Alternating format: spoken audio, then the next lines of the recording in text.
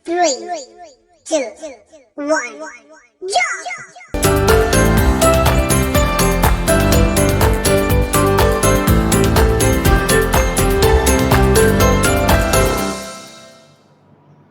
Assalamualaikum warahmatullahi wabarakatuh. Waalaikumsalam warahmatullahi wabarakatuh. Halo sobat usaha semua, selamat datang di podcast kita. Hari ini kita akan membahas tentang legalitas pemasaran perikanan.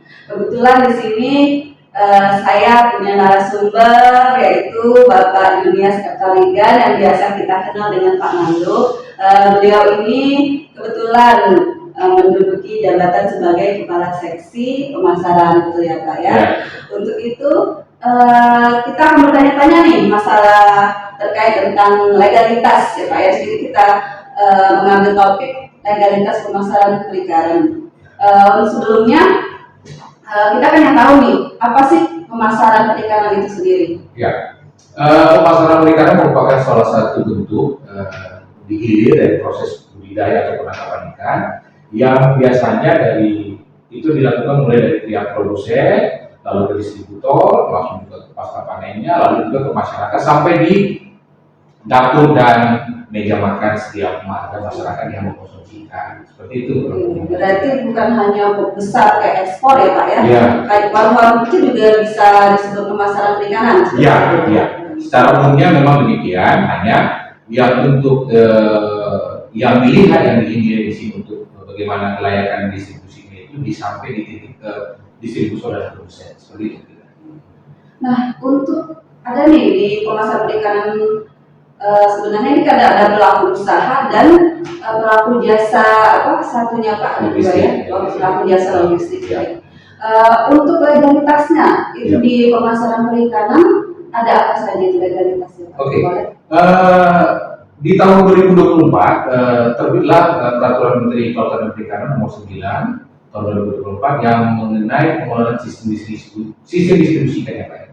Nah, di dalam sistem distribusi ikan yang baik itu diterapkan bagaimana supaya ikan ini betul layak konsumsi sampai di masyarakat, maka perlu ada satu regulasi. Regulasi adalah bagaimana memayungi para distributor dan juga pemilik gudang ikan untuk bisa mengikuti regulasi yang ada untuk memenuhi standar, baik standar yang ada di Indonesia maupun standar yang diterapkan di negara penerima barang, khususnya misalnya yang ekspor, atau seperti udang atau ikan tuna, atau ikan kepiting dan lain-lainnya yang skala prioritasnya tinggi dan juga nilai ekonominya tinggi. Seperti itu Rina. Berarti tadi disebutkan legalitas SPDI Iya, ya? betul.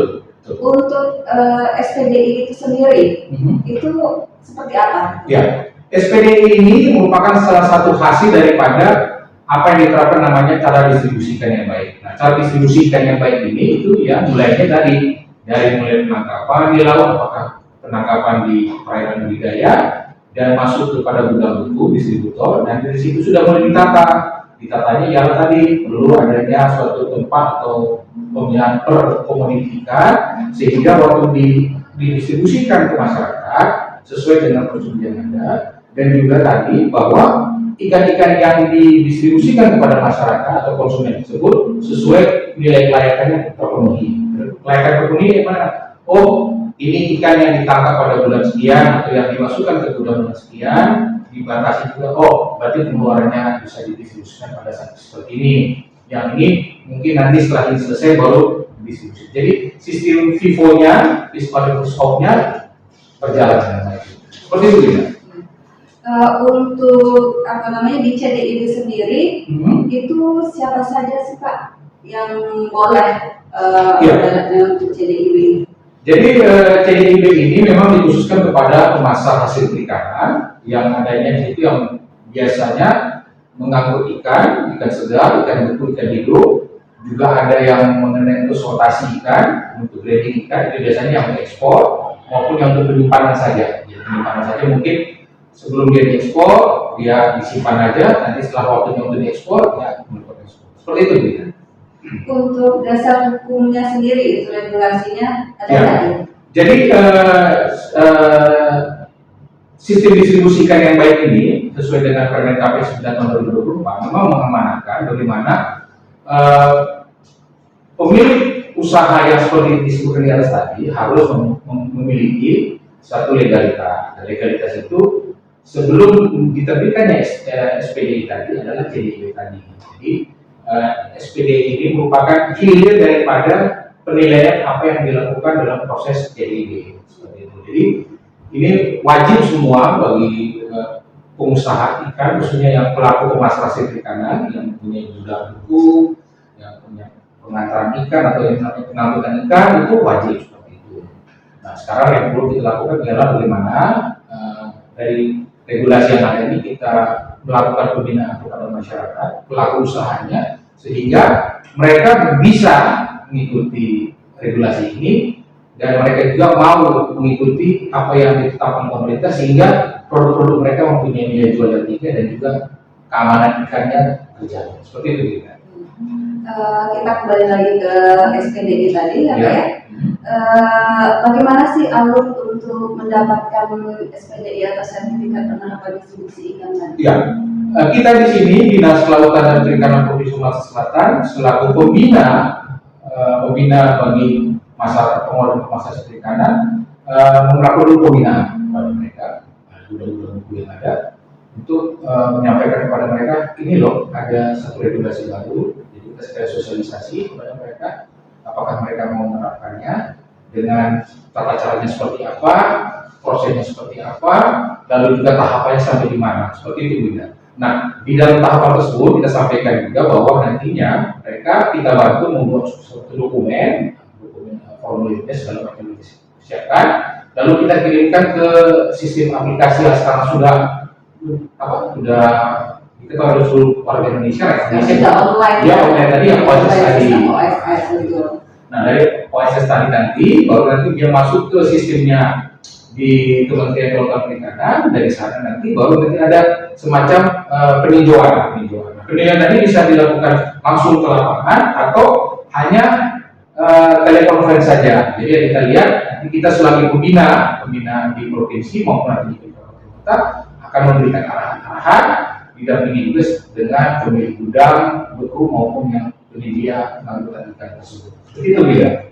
Dari prinsipnya SPDI itu nanti diterbitkan oleh kementerian melalui sistem OSS. Ya. Yang tugas provinsi di sini hanya membina ya Pak ya. Betul. Ada nggak di Provinsi Sumatera Selatan ini pernah tidak kita melakukan SPDI? Ya, sebelum regulasi ini terbit, kita masih mengacu kepada peraturan menteri yang lama yang bunyinya bagaimana adanya sertifikat kelayakan pengolahan.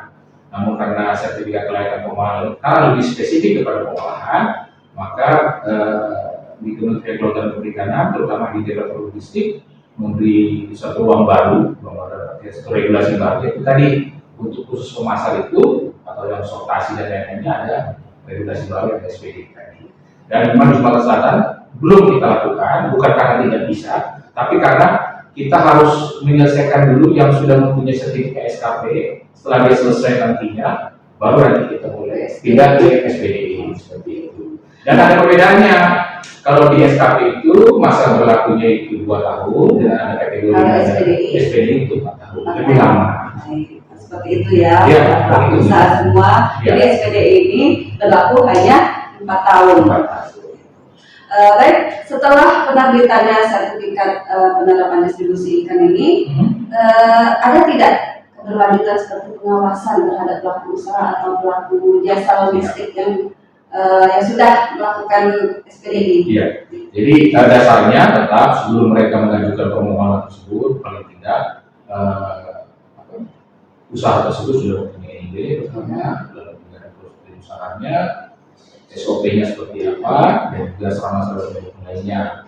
Nah, dari situ juga nantinya, biasanya juga nanti kita lakukan pembinaan bagaimana sehingga mereka bisa menerapkan SOP-nya itu sesuai standar yang berlaku.